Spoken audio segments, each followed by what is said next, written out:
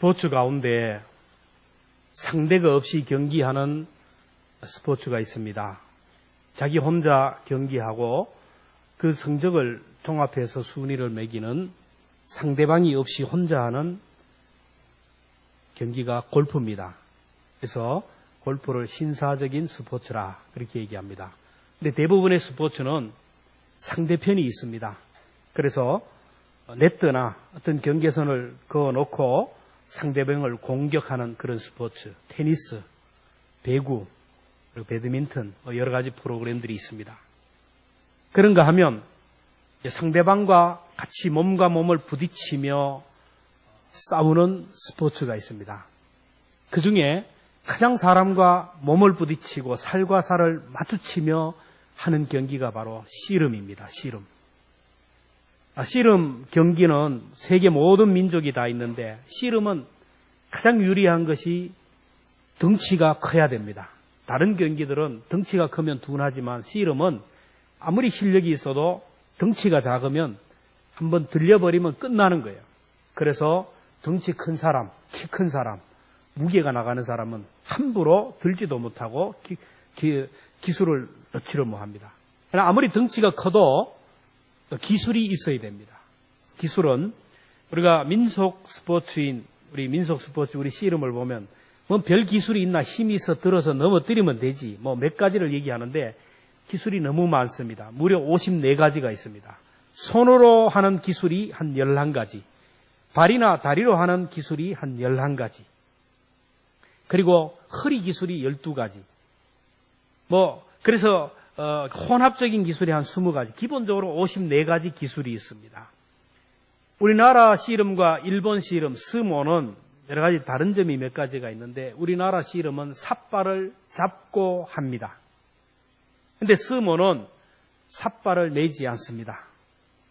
또 우리나라 씨름은 예선은 3판 2승, 그러지만 결승은 5판 3승으로 갑니다. 근데 스모는 단판입니다. 한 번 끝나면 끝나는 거예요. 그래서 일본 사람들은 한 번 지면 끝이다, 물러날 수 없다, 목숨 걸고 싸우려고 하는 강인한 의지가 있습니다. 또 우리나라 씨름은 이기거나 지면 자기의 표현을 마음껏 표현합니다. 승리해보세요. 승리의 세레머니가 얼마나 대단한지 모릅니다. 펄쩍펄쩍 뛰고 표를 하고 감독을 안아서 내동경기를 치고 기뻐 어쩔 수 몰라요. 지면 욕을 하고 침을 뱉고 막 신경질을 냅니다.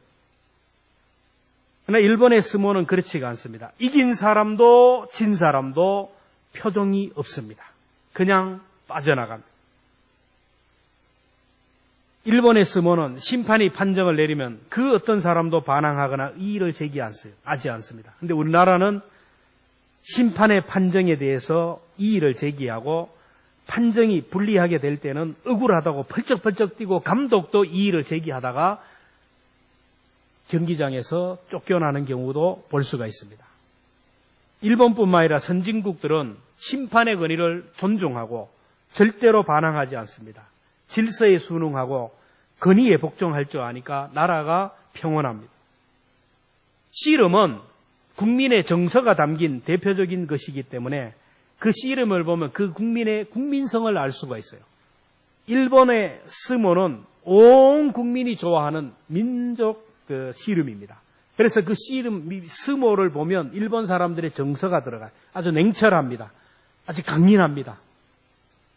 근데 우리나라 민속 씨름은 지금 내리막길을 걷고 있는데 씨름을 보면 이긴 사람을 얼마나 펄쩍펄쩍 뛰고 지면 얼마나 기분 나빠하고 감정을 표현하는지 몰라요.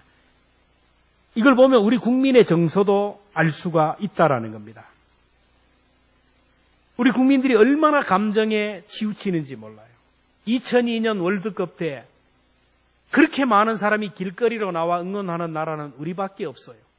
광우병 촛불 집회일 때, 탄핵 집회 때, 촛불 집회일 때 그렇게 많은 사람들이 길거리로 나오는 것은 역사상 유례를 찾아볼 수가 없어요.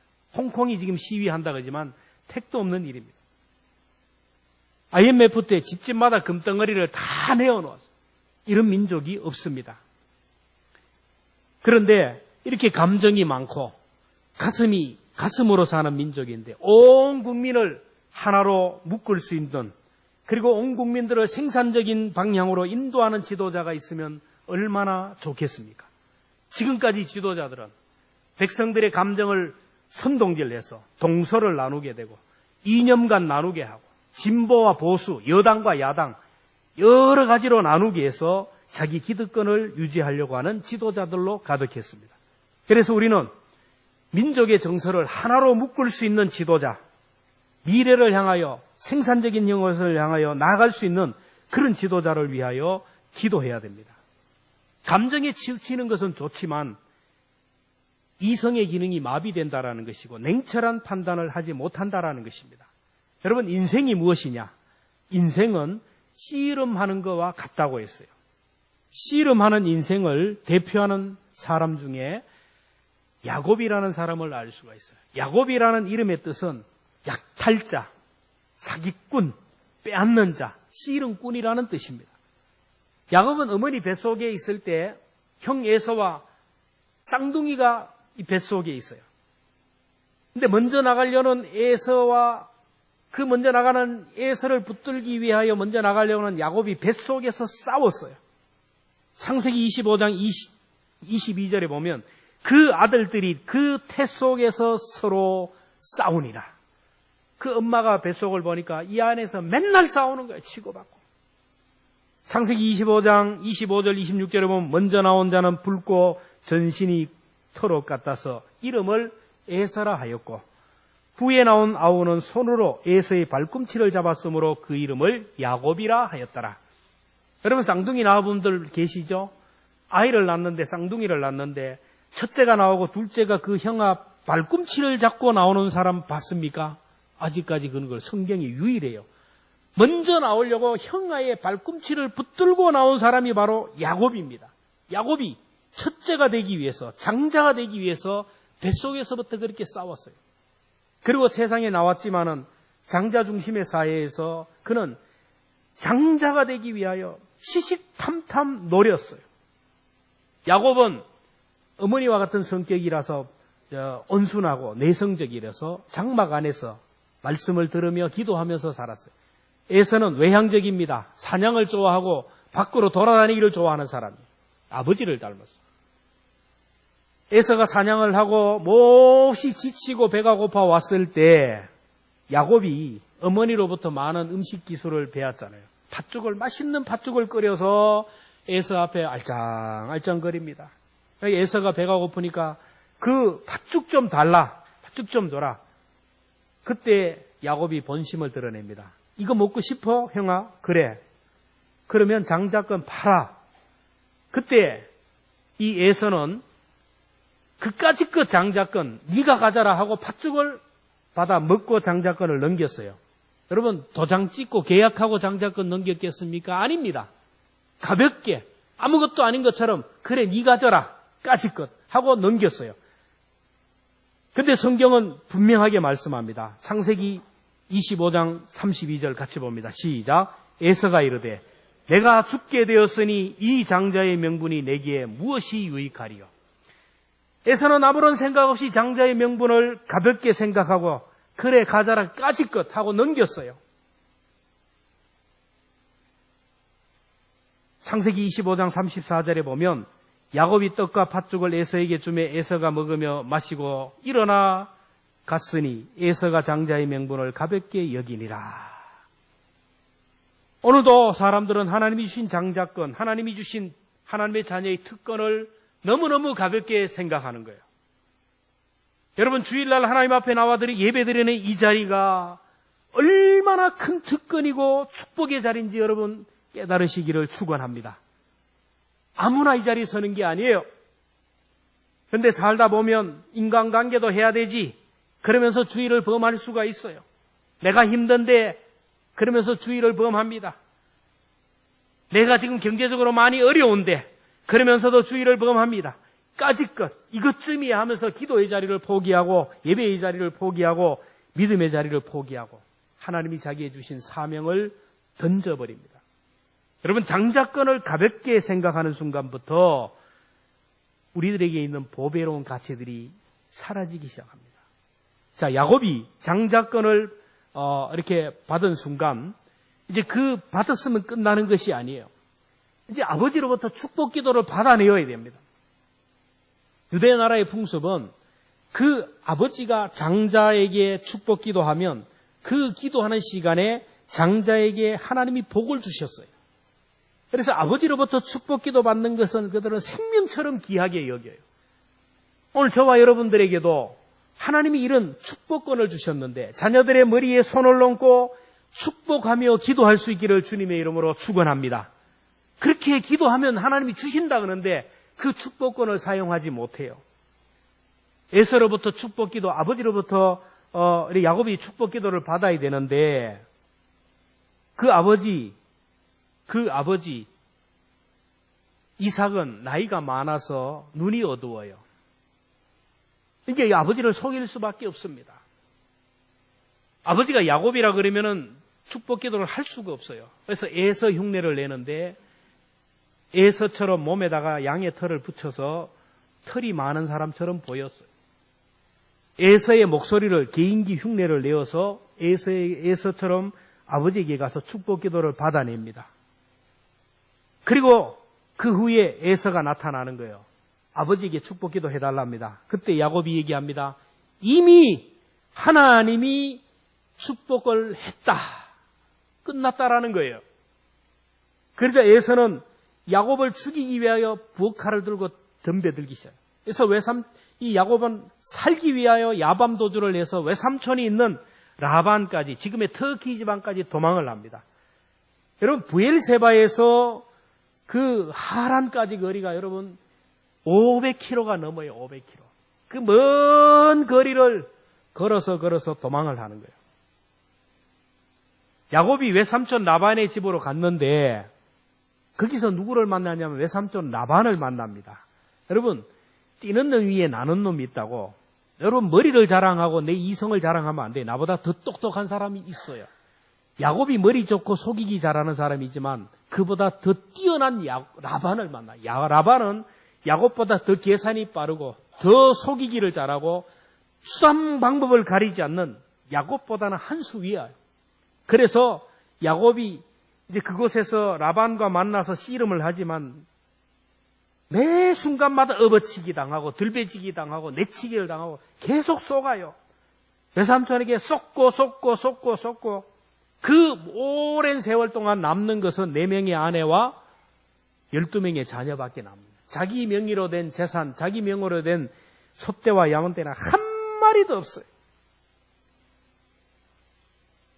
그런 야곱을 하나님이 축복하셔서 복을 주시는데 하나님이 복을 주시기 시작하니까 야곱이 라반을 한순간에 넘어요. 여러분, 창세기 30장을 한번 보십시오. 이 말씀을 보면 우리의 이성, 우리의 계산을 초월하는 하나님의 사랑을 볼 수가 있어요. 우리 사람들은 자꾸 계산하고 자꾸 계산기를 두드리기 때문에 믿음이 동원이 안 돼요. 내가 한 달에 100만 원씩 200만 원씩 저금하면 1년이면 2천만 원이고 10년 해봐야 2억밖에 안 되네. 10년 동안 그렇게 벌어봐야 내 노후가 안 되네. 여기에 매이니까 아무것도 못 하는 거예요. 하나님이 하늘문을 여시면 불가능이 가능하게 되는 거예요. 야곱이 일생을 노력해서 자식들밖에 없고 처자식들밖에 없으니까 어느 날 외삼촌에게 얘기합니다. 내가 외삼촌을 위하여 이렇게 평생을 뼈 빠지게 했는데 이게 뭡니까? 그럼 어떻게 하냐? 나에게도 지분을 주세요. 그래, 어떻게 하냐? 야곱이 제의합니다. 그러면 외삼촌의 짐승대들을, 염소와 그 다음에 양들을 내가 키울 테니까 그 양떼들 중에 야곱이 제안을 하는 거예요. 뭘 제안합니까? 그 양떼와 염소떼 중에 얼룩진 것, 검은 것은 내 것으로 하고 나머지는 다 삼촌의 것으로 합시다. 그러니까 라반이 머리를 쓴 겁니다. 그래. 그러면서 라반과 야곱의 거리를 사흘 길이를 넘는 그 먼 거리를 떠나가요. 염소들이 오고 갈 수 없는 거리를 떨어뜨리게 하고 야곱에게 짐승을 줬는데 어떤 걸 주냐면은 숫염소 중이나 순염소나 숫양 중에는 얼룩진 거 검은 거는 다 빼버렸어요. 무슨 말인지 이해하시죠? 흰둥이만 보냈어요. 여러분, 흰둥이만 가면 그 새끼 낳으면 나오는 게 뭡니까? 그렇죠. 머리가 이렇게 빨라요. 야곱에게 남는 게 하나도 없어요. 근데 야곱은 하나님을 믿고 그대로 받았어요. 숫염소, 숫양 중에 이 얼룩진 것이 하나도 없어요. 근데 야곱이 기도하면서 버드나무 가지를 뺏겨서 양들이, 염소들이 우물가에서 먹을 때 그 앞에다가 쫙 하면서 하여튼 뭐 심리전을 벌여요. 근데 새끼를 낳았다 그러면 얼룩진 거예요. 낳았다 그러면 암염소, 낳았다 그러면 숫염소가, 숫양이 전부 얼룩진 거 검은 거예요. 그러니까 새끼를 낳았는데 막 기하급수. 나중에 라반이 와서 딱 보니까 흰 게 별로 없어요. 전부 야곱했대요. 하나님이 복을 주기 시작하니까 이런 역사가 일어나는 거예요. 여러분, 하나님이 하늘 문을 여시면 우리의 이성과 우리의 생각을 초월하신 줄 믿으시기를 바랍니다. 믿음으로 순종하는 것이 그렇게 중요해요. 인간적인 계산을 두드리면 비참한 인생이 되고 고생하는 인생밖에 안 돼요. 자, 이제 야곱이 그 많은 재산을 가지고 이제 재산이 많아지니까 라반이 안색이 변하는 거예요. 이게 이래 있다가는 내 거 다 삼키겠다. 그래서 눈이 이상하고 이상하니까 이래 있다가는 내가 죽겠다 생각하고 아들, 딸, 처자식 모든 재산을 정리해가지고 고향으로 돌아가기로 시작합니다. 양떼, 염소떼 다 가지고 이제 고향으로 돌아가는데 야곱의 마음이 너무너무 무거워요. 왜? 이 형이 두려워요. 갔다가는 형이 나를 죽이지 않을까. 그래서 머리 좋은 야곱이 에서에게 먼저 사람을 보내어 하친을 요구합니다. 창세기 32장 5절 말씀 같이 봅니다. 시작. 내게 소와 나귀와 양떼와 노비가 있으므로 사람을 보내어 내 주께 알리고 내 주께 은혜 받기를 원하나이다 하라 하였더니 나를 용서하시면 이 많은 재산으로 그동안에 그 형님의 그 슬픔을 보상하겠습니다. 근데 형은 아무런 반응이 없고 400명의 군사를 거느리고 야곱을 기다리고 있어요. 야, 에서가 400명의 군사를 거르고 온 이유가 야곱을 환영하기 위해서 프랭카드 붙이기 위해서 왔어요. 이렇더라면 야곱은 그렇게 해서 겁을 내지 않을 거예요. 한이 맺혀 있어요. 죽이려는 거예요. 그저 야곱이 머리를 썼습니다. 창세기 32장 7절 8절을 같이 봅니다. 시작. 야곱이 심히 두렵고 답답하여 자기와 함께한 동행자와 양과 소와 낙타를 두 떼로 나누고 이르되 에서가 와서 한 떼를 치면 남은 한 떼는 피하리라. 끝까지 머리 써요. 에서가 한 떼를 치면 한 떼를 도망가겠다. 야곱은 에서의 마음을 얻기 위하여 짐승을 보냈지만 소용이 없습니다. 그래서 이제는 자기 가족들을 보내요. 이런 사람이 어디 있어요, 세상에. 자기가 겁이 나, 자기가 가서 내가 죽어야 되는데 자기 살기 위해서 처자식을 보내요.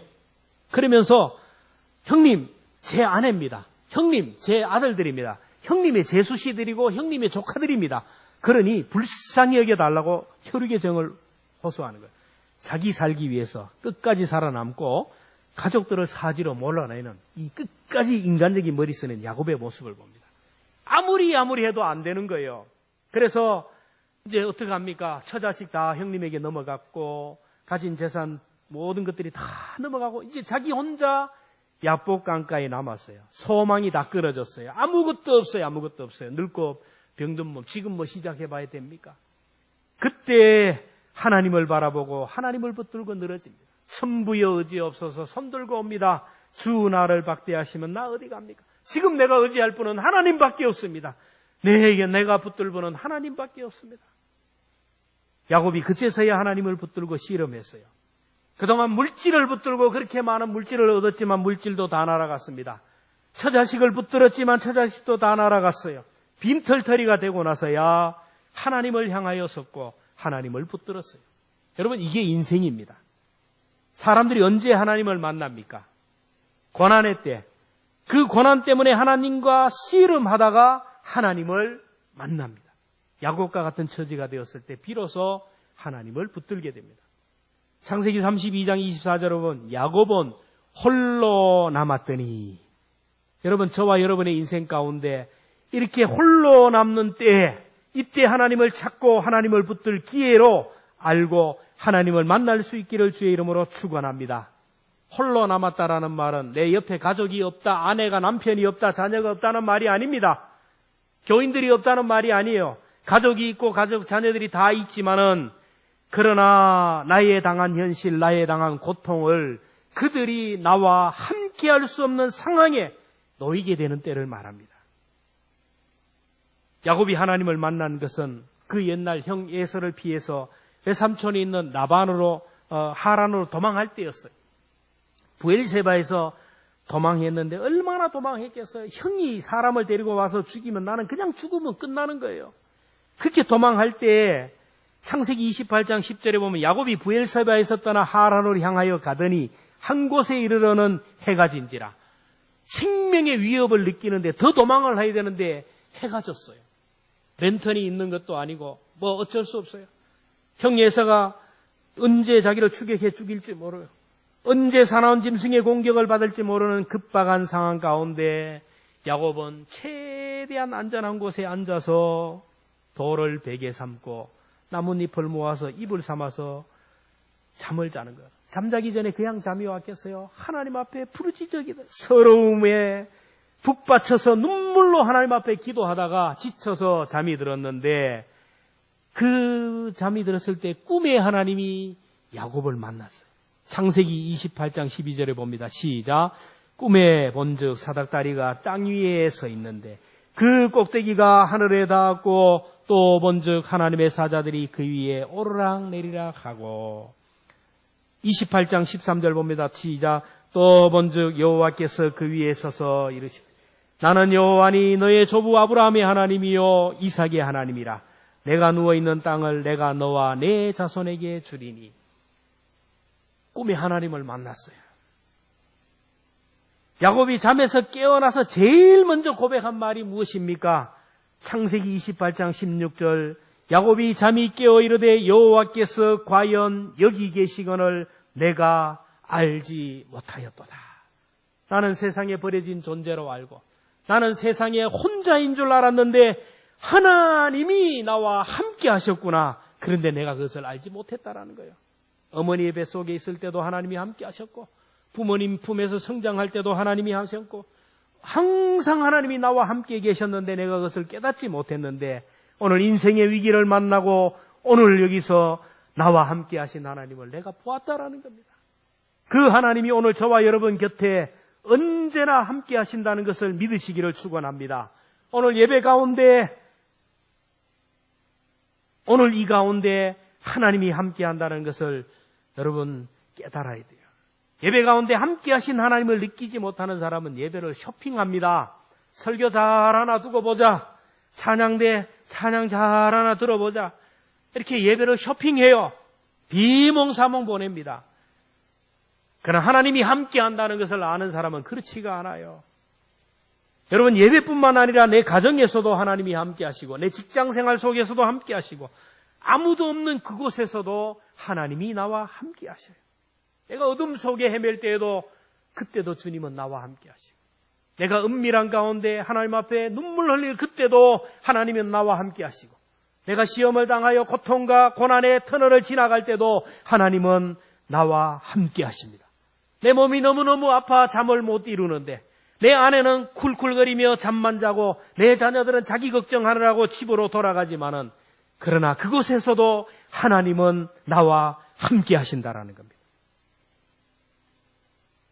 내가 아무도 없는 곳에서 누구도 모르게 선한 일을 할 때도 주님은 그곳에서 나의 삶을 지켜보시고 그 누구도 동행하지 못하는 사망의 음침한 골짜기를 지날 때에도 하나님은 내 손 잡아 주십니다. 근데 우리가 세상을 살다 보면 야곱처럼 하나님을 만났음에도 불구하고 그 하나님을 잊어버리고 살아가기가 쉬워요. 세상을 살다 보면 야곱처럼 하나님을 잊어버리고 살아가요. 야곱이 왜 하나님을 잊어버렸을까요? 외삼촌 라반의 집에서 이방 사람들 속에 살면서 하나님을 잊어버렸어요. 라반은 야곱보다 더 머리가 좋고 더 약삭 빠르고 계산적이고 자기 수단 방법을 가리지 않고 자기 목적을 이루는 사람이에요. 그런 라반과 함께 싸우다 보니까 야곱이 더 거칠어지고 더 강팍해지고 더 세속적인 사람이 되어갔어요. 믿음도 잃어버리고 하나님을 향한 열정도 기도도 잃어버렸어요. 야곱의 영적 상태가 어떤 상황이었는지를 야곱의 아내를 보면 알 수가 있어요.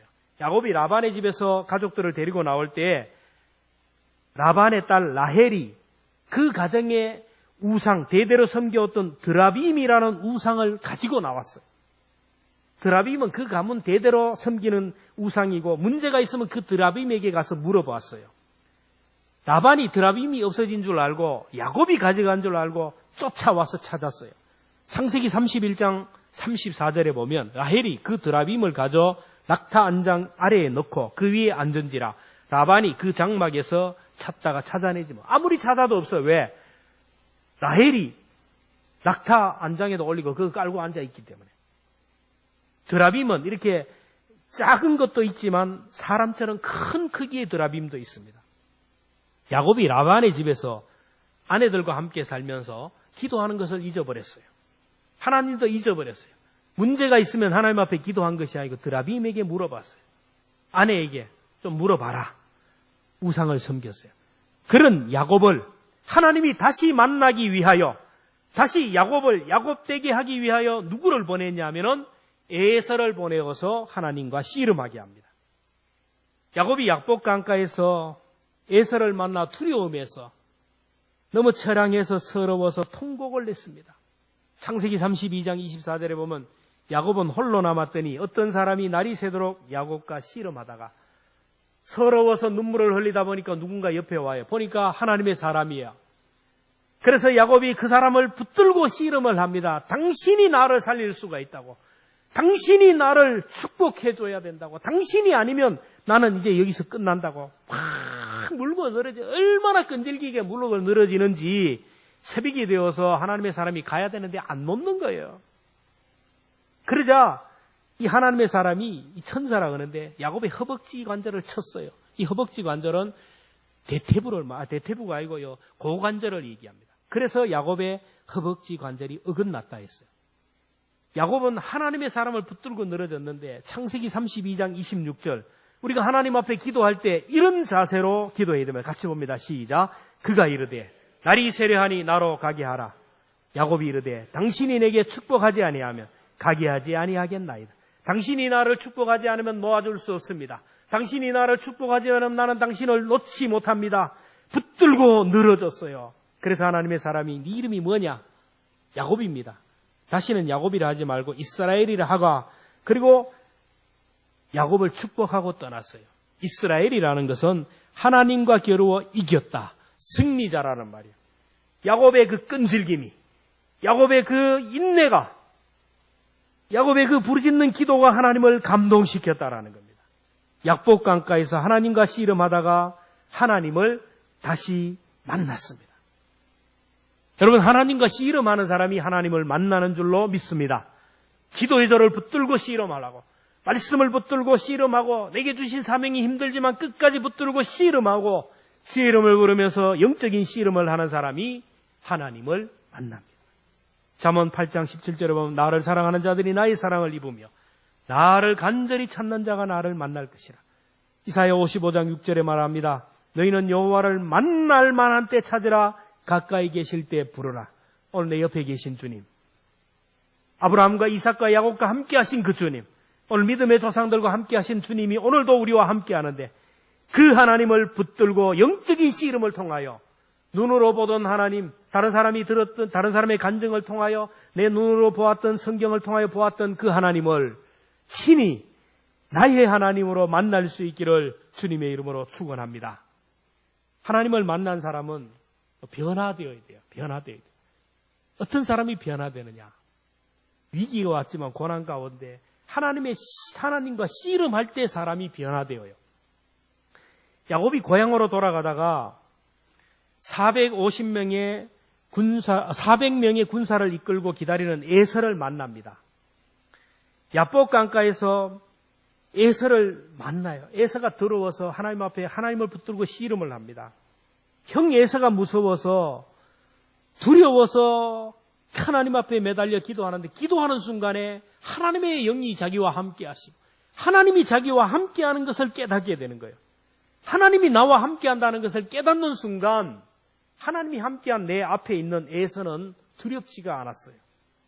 그래서 야곱이 비무장으로 에서 앞으로 섭니다. 지난 밤에만 해도 두려워서 덜덜덜 떨며 가족들 다 보내면서 자기는 빠져 있었는데 그 밤에 하나님 앞에 기도하다가 하나님이 나와 함께 하심을 깨닫는 순간, 오늘 내 옆에 하나님이 함께 한다는 것을 깨닫는 순간 에서가 두렵지가 않았어요. 하나님이 함께 하시기에 에서가 두렵지 않고 400명의 군사가 두렵지 않았어. 하나님과 씨름하는 사람은 하나님이 함께 한다는 것을 알기 때문에 세상이 두렵지가 않아요. 사람이 두렵지 않습니다. 하나님이 함께 한다는 것을 아는 사람은 몸이 병들었다고 겁내지 않습니다. 사람을 두려워하지 않아요. 여러분, 환경을 두려워하고 사람을 두려워하는 사람은 아직 하나님을 만나지 못한 사람입니다. 다윗은 언제나 하나님을 상대로 살고 하나님 앞에 기도하는 사람이라서 언제나 하나님이 자기와 함께 하심을 느끼고 살았기 때문에 그의 일생을 보면 사람 두려워하지 않았어요. 사울 왕을 두려워하지 않았어요. 골리앗을 두려워하지 않았어요. 문제가 있을 때마다 하나님을 향하여 섰습니다. 여러분, 하나님을 만난 사람은 어떤 사람이냐? 하나님을 만난 사람은 증거가 있습니다. 하나님을 만난 사람은 위기가 오고 고난이 오면 언제나 하나님을 향하여 섭니다. 근데 하나님을 만나지 못한 사람은 위기가 오고 고난이 오면 하나님을 향하여 서지 않고 자꾸 병원을 찾아요. 의사를 찾습니다. 약을 찾습니다. 문제만 바라봐요. 사람 찾아갑니다. 하나님 만난 사람은, 하나님을 인격적으로 만난 사람은 문제가 있을 때마다 다윗처럼 하나님을 향하여 서고 하나님을 상대한다라는 거예요. 다윗이 골리앗을 만났습니다. 골리앗을 만났을 때 골리앗을 상대하지 않고 하나님을 상대하고 하나님을 바라봤어요. 그러자 골리앗과 다윗의 전쟁이 아니라 골리앗과 하나님의 전쟁으로 넘겨버렸어요. 그러니까 하나님이 하시는 거예요. 오늘 내가 문제를 붙들고 씨름하면 그 문제를 우리가 벗어날 수가 없어요. 일생 문제에 사로잡혀요. 하나님은 문제를 주시고 그 문제와 씨름하면서 하나님을 붙들게 하시기 위해서인데 그 문제만 붙들고 기도해요.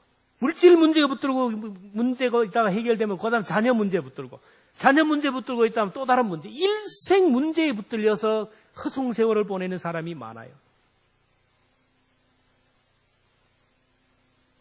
문제가 있지만 그 문제를 상대하지 말고 하나님을 향하여 서면 하나님이 그 문제를 맡아 주실 줄로 믿습니다.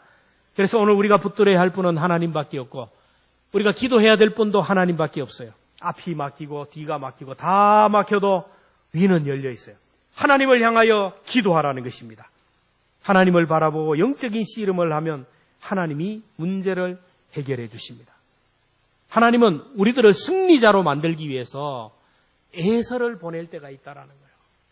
400명의 군사를 이끌고 오는 에서를 만나요. 얼마나 두렵고 얼마나 불안과 공포 속에 살아요. 건강을 위협하는 질병의 에서를 만나요. 물질을 위협하는 가난의 에서를 만나게 하고 내 앞길을 가로막는 사람의 에서를 만날 때가 있어요. 그럴 때 문제를 붙들고 씨름하고 사람을 붙들고 씨름하면 안 돼요. 하나님을 상대로 서야 되고 하나님을 붙들고 씨름하면 됩니다. 많은 사람들은 일생 돈을 붙들고 씨름해요. 일생 돈. 평생 돈에 이끌려 살아가다가 그 돈 써보지도 못하고 그 허송세월 보내고 빈손으로 하나님 앞에 서는 사람이 많아요. 어떤 사람은 명예를 붙들고 명예 붙들고 살아가는 사람, 성공과 출세를 위하여 살아가요. 어떤 사람은 일생 사람을 붙들고 씨름하다가 인생을 마쳐요. 성령 충만하다고 그런 게 아니고 성령 충만했던 고린도 교회도 파당이 생겼어요. 어떤 교회는 그저 사람과 치고받고 싸우느라고 그 허송세월 다 보내요. 어떤 교회는 어떤 교회를 할 필요 없어. 우리 주변에 많은 교회들이 있어요. 목사와 씨름을 하고 목사와 싸우고 씨름하고 목사 내보내느라고 그 허송세월 보내는 교회들이 많아요. 우리는 사울처럼 사람을 상대하면 안 되고 다윗처럼 하나님을 상대하고 하나님과 씨름해야 돼요. 여러분, 한나를 보세요. 자식이 없어요. 한나. 자식이 하나도 없어요. 너무 없으니까 어떡합니까? 그래서 대는 이어야 되고 그래도 믿을 만한 여인 분인나를 첩으로 넣었어요. 근데 분인나가 처음에는 형님 하면서 내 아들이 형님 아들이고 그러는데 나중에 아들이 슬슬 크기 시작하니까 무시하기 시작하는 거예요. 조광지처럼 무시합니다. 없다고 무시합니다. 아도 못 넣는 게 그러면서 무시하는 거예요. 그러니까 한나가 얼마나 괴로워요. 분인나가 한나를 얼마나 분이 나게 하는지 막 교통스럽게 하는 거예요. 그러니까 한나 그때 어떻게 합니까? 이놈의 분인나 이거 내가 쫓아내겠다고 분인나와 상대하지 않았어요. 그걸 보는 남편 엘가나를 상대하지 않았어요. 한나는 문제를 가지고 하나님을 상대하고 하나님 앞에 나가서 하나님 앞에 기도하기 시작합니다. 하나님 앞에 기도하는데 엘리 목사가 나와서 하는 말이 또 천불나는 말을 합니다. 사무엘상 1장 14절 같이 봅니다. 시작. 엘리가 그에게 이르되 내가 언제까지 취하여 있겠느냐. 포도주를 끊으라. 세상에 이런 목사가 어디 있어요? 간절하게 기도하는데 이게 기도하는 것인지 술 취한지도 분갈모하는 영적인 분별력이 없는 이런 목사 같으면 뭐 이런 목사가 있습니까? 떠들고 다니고 소문을 내고 교회를 옮길 거예요. 그러나 여러분 분명히 아시기를 바랍니다. 엘리 제사장 밑에 이스라엘 민족의 위대한 지도자 사무엘이 나왔습니다. 우리가 신앙생활을 하면서 가장 가까이 있는 사람들을 넘어가야 됩니다. 극복해야 됩니다. 일생 남편이 원수고 아내가 원수고 일생 내 가장 가까이 있는 사람이 직장 동료와 상사가 교회에서 성도가 나를 힘들게 할 수가 있어요. 그러나 우리가 그걸 넘어서야 돼요. 사람을 넘어서야 돼요. 사람을 상대하면 실패합니다. 사람을 상대하는 사람일수록 실패해요. 사람을 상대하지 말고 하나님을 향하여 기도하면 하나님이 나를 변화시키고 하나님이 그 사람을 변화시켜 주실 줄로 믿습니다. 야곱은 에서를 만남으로 약탈자에서 사기꾼에서 하나님의 사람으로 변화되었어요. 오늘 우리들에게 찾아오는 에서 참 반갑지가 않아요. 왜 그게 나에게 다가오느냐? 하필이면 왜 나에게 이런 질병이, 왜 나에게 이런 고통이 괴로워요? 그러나 이것 때문에 내가 정금같이 된다라는, 이것 때문에 내가 더 큰 믿음의 그릇이 된다라는. 다윗은 사울을 만남으로 성군이 되었어요. 욥도 고난을 만남으로 인하여 정금 같은 믿음이 되었어요. 귀로만 듣던 하나님을 눈으로 보게 되었어요. 오늘 우리도 신앙이 성장하고 하나님을 만나는 경험, 하나님의 임재를 경험한 그때가 언제입니까? 고난당할 때에. 그래서 시인은 고난당하는 것이 내게 유익이라. 우리에게 있는 이 고난이 힘들 수도 있어요. 그러나 지나고 보면 이게 유익이 된다는 거예요. 저 사람 좀 변화되었으면, 우리 아들 좀, 내 남편 좀 변화되었으면 하고 막 기도하지만, 그러나 내가 변하면 다른 사람이 변화되고 환경이 변화돼요. 야곱처럼 하나님과 씨름하면 내가 변화됨과 동시에 환경이 변화돼요.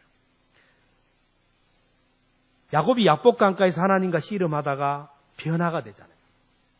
에서를 불쌍히 여기는 마음이 생기고 에서가 두렵지가 않아요. 그래서 야곱이 비무장으로 에서 앞에 섭니다. 그때 에서가 어떻게 했습니까? 창세기 33장 4절입니다. 시작. 에서가 달려와서 그를 맞이하여 안고 목을 그와 입 맞추고 서로 우니라. 하루 전과 무언 상황이 달라요. 하루 전에는 죽이려고 하고 하루 전에는 두려워서 떨었는데 그 하루 창세기 33장 4절 이전과 이후가 뭡니까? 거기에는 야복강이 있어요. 야곱이 하나님을 붙들고 씨름한 것이 있습니다.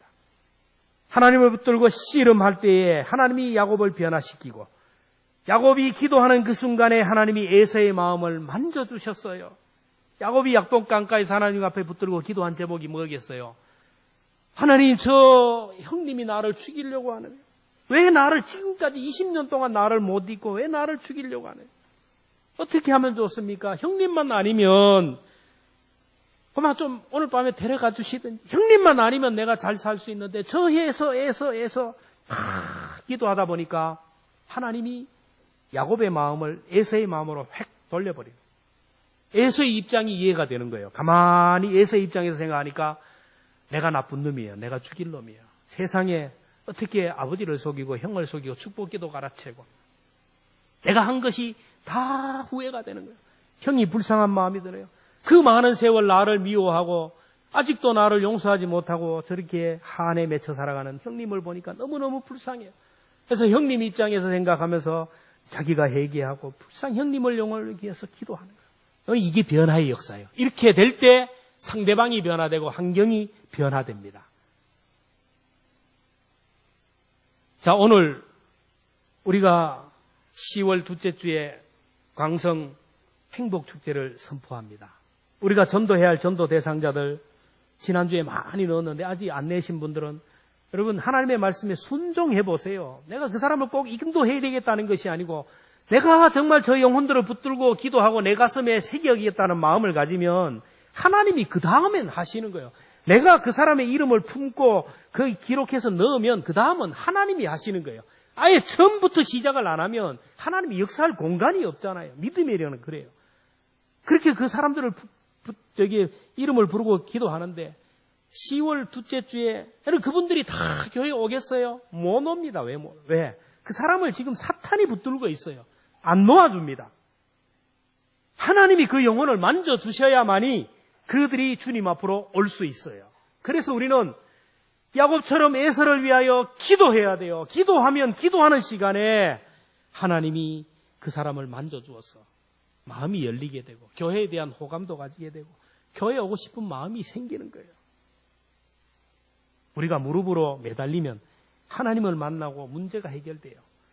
히브리어로 보면 무릎을 꿇다라는 말은 바라크입니다. 축복이라는 말은 브리카입니다. 여러분 무릎 꿇는 거하고 축복은 같은 말이에요. 같은 말.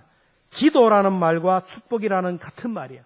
하나님의 말씀에 무릎을 꿇고 순종한다라는 거.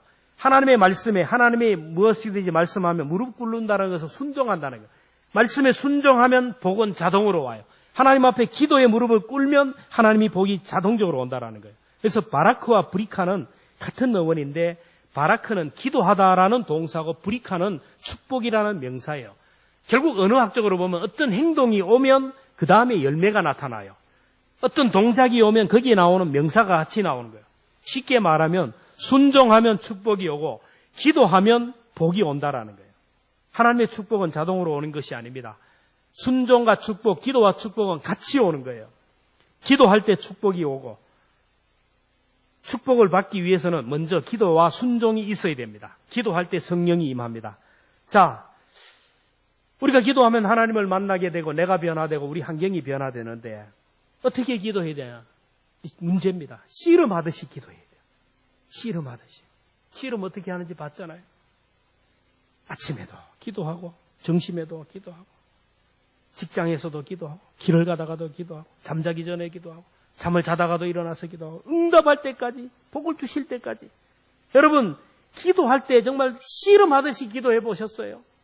1시간 앉아가지고 정말로 1시간 동안 앉아서 한번 기도해 보셨습니까? 목이 새도록 한번 기도해 보셨어요? 기도하다가 땀이 날 정도로 기도해 봤냐요? 금식하면서 기도해 봤냐고요? 이런 기도도 없이 어떻게 우리가 응답을 기대해요? 씨름을 해야 돼요. 씨름. 영적인 몸부림이 있어야 돼요. 기도는 노동입니다. 노동. 물을 99도에 놓으면 아무리 올려도 10년 놔둬도 그 물은 안 끓어요. 플러스 1도를 더하면 물이 끓으면서 물이 기체로 변화되는 거예요. 오늘 우리들이 하나님을 만나기 위해서는 플러스 1도를 더해야 돼요. 지금까지 잘 해왔어요. 여기에 플러스 1도만 더하면 놀라운 역사가 일어나요. 영적인 몸부림을 조금만 더하면 기도가 씨름이에요. 예배가 씨름입니다. 봉사와 헌신이 씨름입니다. 교회에서 목사가 강조하는 모든 것이 영적인 씨름입니다. 씨름을 할 때 땀이 나도록 온몸이 탈진해야 되고 때로는 피가 나기도 하고 다치기도 합니다. 이런 경험이 없이는 하나님을 만날 수가 없어요. 아직까지 하나님의 임재를 경험하지 못했다면 아직도 하나님을 인격적으로 만나지 못했다면 하나님을 붙들고 삿발을 붙드시기를 바랍니다. 기도로 시작해 보세요.